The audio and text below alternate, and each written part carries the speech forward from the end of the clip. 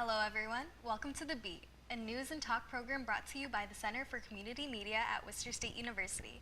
I'm your host, Fay Bcharah. Joining us in the studio today is Liza Ryan, Organizing Director of the Massachusetts Immigrant and Refugee Advocacy Coalition. Thank you for coming, Liza. Hi, Fay. I want to first start by asking you what inspired you to help immigrants and refugees around the world. Well, I've had the privilege from a pretty young age of, I grew up in Canada. My parents are American, and they moved to Canada in the 70s, and so I always grew up on both sides of the border. And then when I was 18, I moved to Europe, and subsequently to many different countries where I worked with immigrants and refugee populations. And in that process, I was also an immigrant in all of these different countries, and there were so many times where people helped me. And they took me to the bank. They guided me along the process. They brought me into their house, into their family. And all of that in this moment in time, in the political system that we are in, with the rhetoric that we are seeing, I felt called that I needed to move. I was working for a diplomatic think tank before this to really into advocacy because, once again, I had been treated so well in so many of the countries that I had lived in that I felt it was my responsibility to do that in my own country. Wow. Well, you mentioned that you've lived in many different countries, and I'm aware that you've lived in 15 different countries. Mm-hmm. How has that experience really, opened your eyes to refugees and immigrants? I think one thing that was very evident after the election was all of my friends that have lived in other countries that have gone through some type of failure, like, quote unquote, a failed state, or they've seen a rise of authoritarianism. We looked at that moment of the election in 2016, in the general election, and the vilification of immigrants, and we understood what was happening. There was a seriousness in what we were seeing at that moment. And I think my exposure in all of those different countries helped me to understand and to look at the United States. And yes, it is my country, but I have a little bit of distance from it because I've seen so many other countries and the process, and I can say, well, I know exactly what that is because I saw that in X, Y, or Z country. And I think it allows me to have that perspective, but it also gives me more solutions and answers to ways that we might be able to move forward, as well as, in Massachusetts, we are incredibly blessed to have a really diverse immigrant population. We have, we have Haitians, we have Vietnamese, Chinese, Syrians, and so many others. And we don't just have one population. We don't have a bunch of Cubans or just a bunch of Mexicans. It's really different. And so my diverse exposure across the globe in almost every continent besides Australia allows me to connect to the immigrant organizations that we serve. Since you began working at MIRA, what types of projects have you worked on? So the MIRA Coalition we are an advocacy organization. We just turned 31 this year. We're the oldest advocacy organization working with immigrants and refugees and largest in New England. And we were, our birthday is 1987 under the Reagan amnesty, and when many people, tens of thousands of people became U.S. citizens during that time. So our legacy is really in integration and advocacy, and we're really we're a policy shop. So a number of the different things that we work at is kind of seen in the way that we staff our organization. We have a federal director, we have somebody who works on state legislation, and myself, I represent the 130 immigrant service providing organizations and immigrant-led organizations across our state. So we work on everything from federal legislation and advocating for temporary protected recipients, so TPS. So that's temporary protected status, that's El Salvadorians, that's the Nepalese, that is Haitians right now, many of which will be facing in a little over a year, the potential of losing their status and being deported after being here for 20-something years. So we work on advocacy in those issues. We also work on state legislation and local municipal legislation. So working with either mass health, working with our education system to think, how are we serving the 16.2% of our population of the Commonwealth, which is foreign-born, and even a greater number, which are then their families, like yourself. Right, right. Can you briefly explain the Deferred Action for Childhood Arrivals program and why it was created for anyone who is not familiar with the program? Yeah. So Deferred Action for Childhood Arrivals is commonly known as DACA, and not to be quite confused with Dreamers. So Dreamers is anyone who, maybe your age, up to my age, who arrived here as a child, usually younger than 16, with their parents. This was not a conscious decision that they made themselves. They were a minor, and they came to the United States, and they have no way to normalize their status. They have no way to become like quote unquote like legal in this country. Though to be very, very clear, if you overstay a visa, that is, it is illegal to cross the border without going through a proper checkpoint. But most people overstay a visa. Actually, people from my country, from Canada, are the largest nation group that offends this. We often overstay our visas. I have American citizenship, so that is not something I have to worry about. But when people overstay their visa, that is a civil infraction. It's not a criminal event, but it is a civil infraction. So we have all of these quote-unquote dreamers, young people who came here because their family wanted a better life for them. And I don't think it's appropriate to say, their parents did something wrong, right? Their parents did something because they wanted to create a better life for their child, either to bring them into a place where they could actually provide for them and or flee from a dangerous environment. So anyways, these young people are here. They've lived here. Many of them don't know another country. They don't speak the language of wherever their parents came from. And they have no way of moving forward. They're in a limbo. They can neither move forward and they can't move back. And so due to stalling at the federal level with our Congress under the Obama administration, there was an attempt to give these people a pathway to become authorized immigrants in the United States. But due to partisanship and a number of other things, the Obama administration was not able to achieve that. So what they did was craft an executive order, similar to what President Trump did, several of, which created, the ban and the wall, many of those that we're familiar with. An executive order was basically installed Deferred Action for Childhood Arrival, or DACA, and gave dreamers, so, the portion of the population, it didn't cover everybody, a small portion of our unauthorized immigrant population, the chance to try to come forward. It didn't give them a pathway to citizenship. It just said, here's for 2 years at a time, if you have no criminal record, if you're going to enroll in school or in the military and check all of these boxes to say that you are a contributing member of our country, then we'll have deferred action. So deferred action means we're not going to deport you. It didn't give them any other special rights. It just allowed them to work and to go to school. So for many dreamers, that allowed them to finally be able to realize their dreams of getting a college education and or going into the military and serving our country. It also took that fear off their back and said, maybe now we can move forward. It wasn't a solution, but as it denotes, it was a temporary action that gave them a reprieve from the fear that they would be separated from their family and sent back to a place that they didn't know. Can you tell us what the current state of DACA is right now?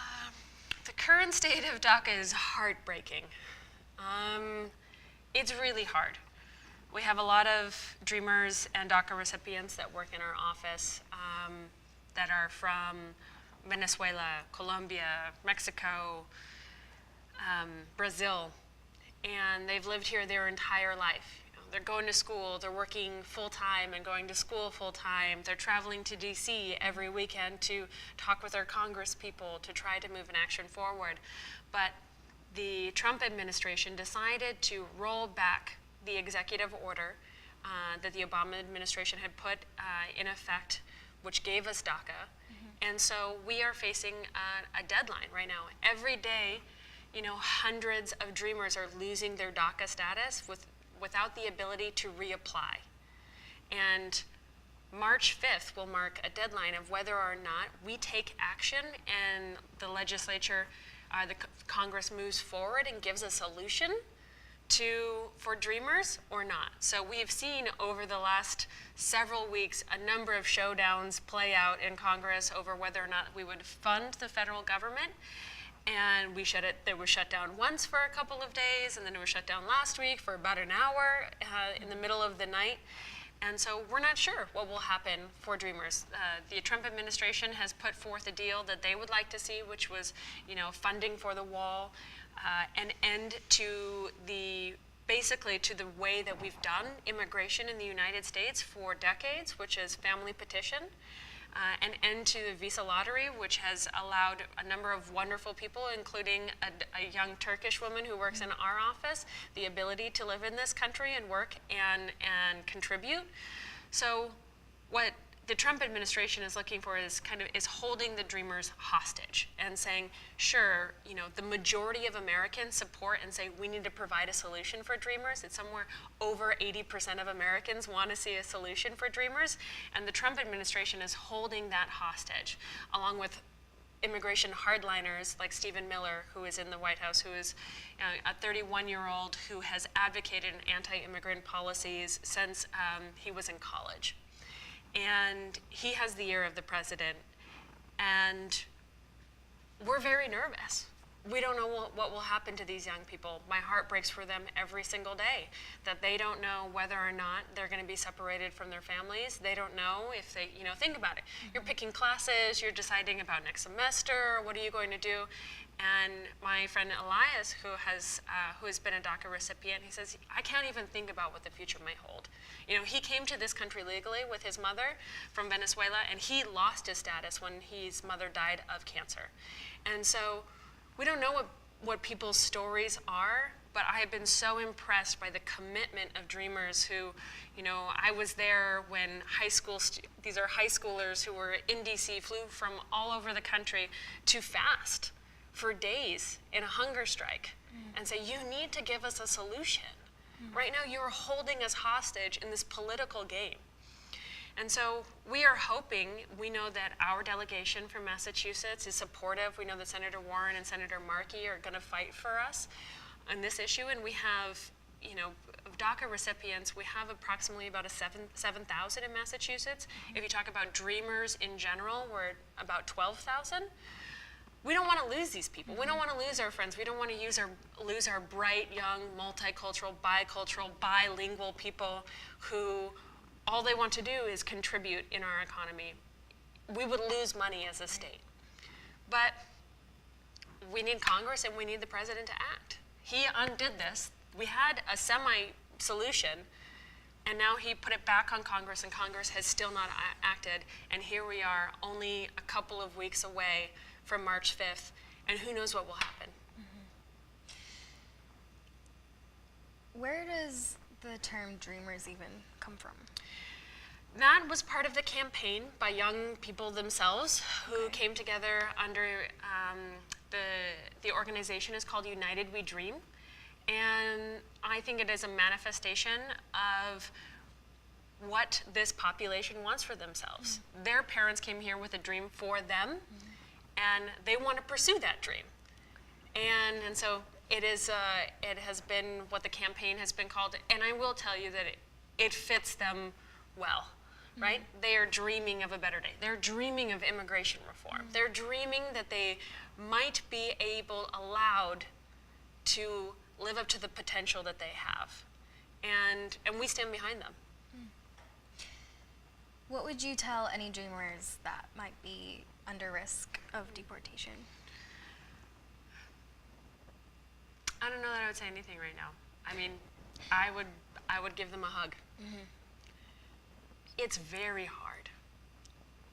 I can't imagine not knowing what would happen in your life. Many, and I know that Chief of Staff in the Trump administration, Kelly, called Dreamers lazy. He said maybe they were too busy laying on their couch to apply for DACA. Mm-hmm. I know a lot of Dreamers, that does not fit a single one Right. of them. These people are working full time because they're also not eligible for financial aid to go to school. So I don't know who he's talking about, but he's obviously never met a Dreamer. Right. And what I would tell them right now is that we are with you. We're going to stand with. We are not going to stop fighting for this, no matter what the president does. We're not going to give up on you. I think it's very scary. You know, in good faith, DACA recipients came forward. They gave the federal administration all of their information, and we said, okay, well, you can trust us. And now what? Now the federal government has all the information. They may do nothing. We don't know if they've said that they won't come after them for deportation, but who knows?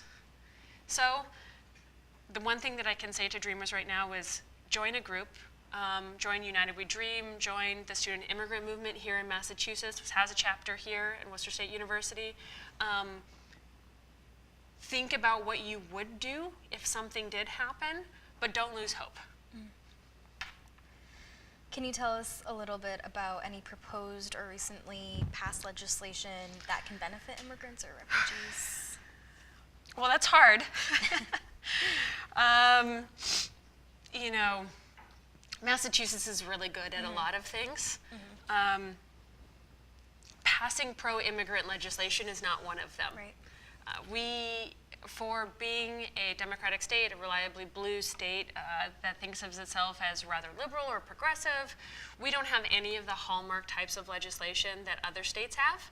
We don't have in-state tuition for undocumented youth. So if you arrive here at 4 years old and go to,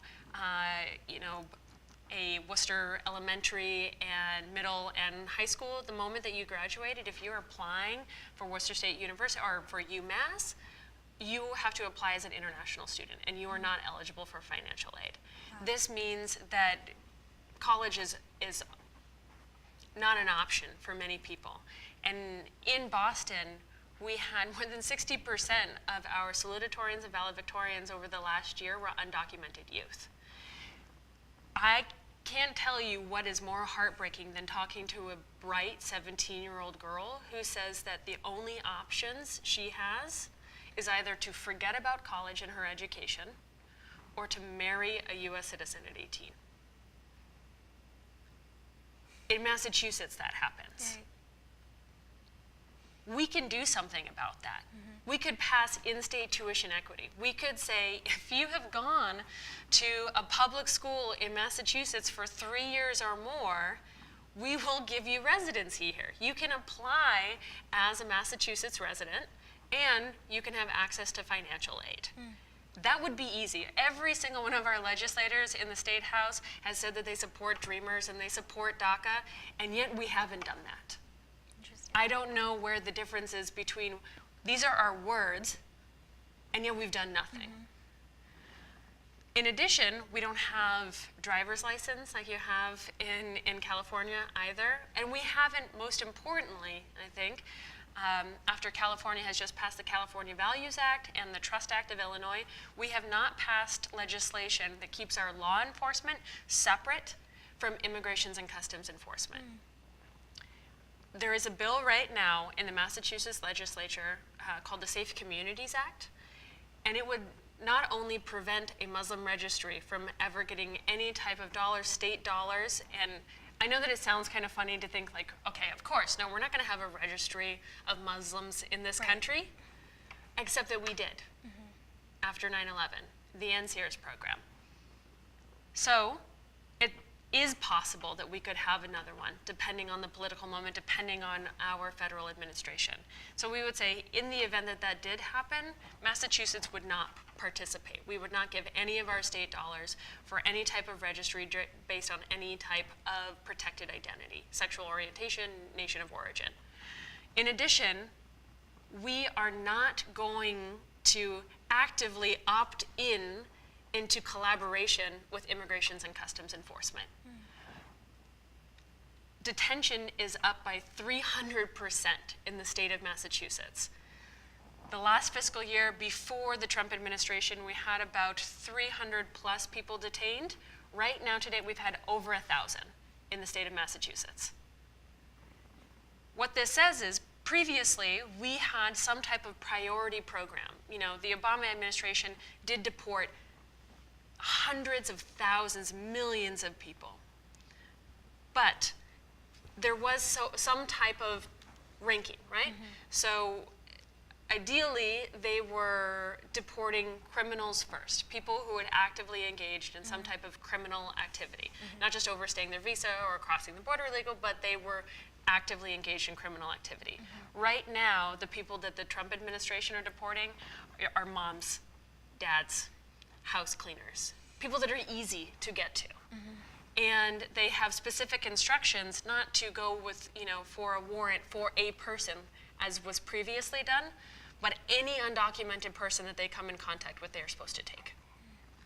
And so this means that a woman who is experiencing domestic violence in this state doesn't know whether or not she can call the police, because she doesn't know if the police are actively working with Immigrations and Customs Enforcement.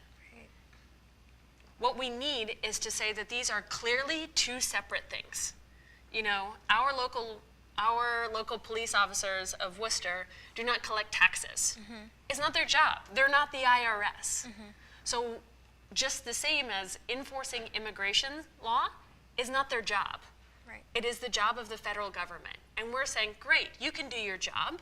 There's nothing that we can do as a state, even if with the strongest sanctuary policies, that we can do to stop ICE from doing its job. If ICE wanted to walk into a 4th grade class in an elementary school and deport a 7-year-old, they could do that. And there's no policy, there's no legislation that we can do to stop them do that. But what we can do is say, we are not actively going to collaborate with you. Where we have an option, based on our state statutory rights, to say, no, I don't think we're going to do that, and it is our right to say no, we should say no. Because it is actively hurting our economy, and it is actively making our state less safe. So right now, there is a piece of legislation in the Massachusetts legislature that says that both we should not participate in any type of Muslim registry, but also we should make sure that our local law enforcement is separate from Immigration and Customs Enforcement to the level that we are able to under federal and state law. That's it.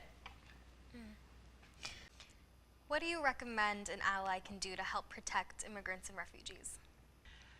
I mean, you can call your representative and say, this is important to me. This is very, very important. These are my friends. These are my family. These are the students in the class that I am in and their families.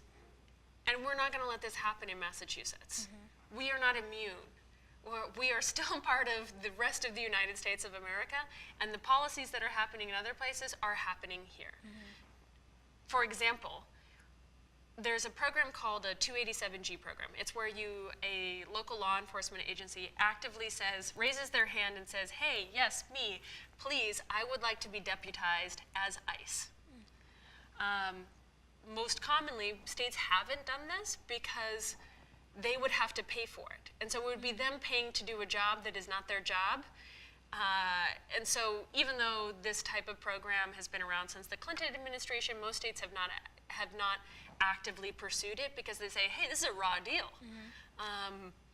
Why would I offer to do something that is supposed to be the federal government's job, but that we would have to pay for? In any case, we now have 4 of these such agreements in Massachusetts with our Department of Corrections, Bristol County Sheriff, Plymouth County Sheriff, and as of about 2 months ago, the Barnstable County Sheriff. There are no other 287G agreements in New England aside from Massachusetts. Wow. So this is a problem that is here, that we're facing in our state, in our Commonwealth, and I think that we have to be upset about that. We are not living up to the ideals that we believe in this Commonwealth. And we need to hold our elected officials accountable. Right now, they have said many pretty words about how they oppose what the Trump administration is doing. They support Dreamers, they support temporary protected status recipients, and yet nothing. We have done nothing. That's unacceptable. So I would say I would call your legislator, call the Speaker of the House, call the Senate President, call your governor. Say, why are you saying these things and not acting? Well, thank you so much, Liza, for being here with us today. My pleasure. And thank you for watching this segment of The Beat. Please remember to like our Facebook page and follow us on Twitter. We'll see you next time.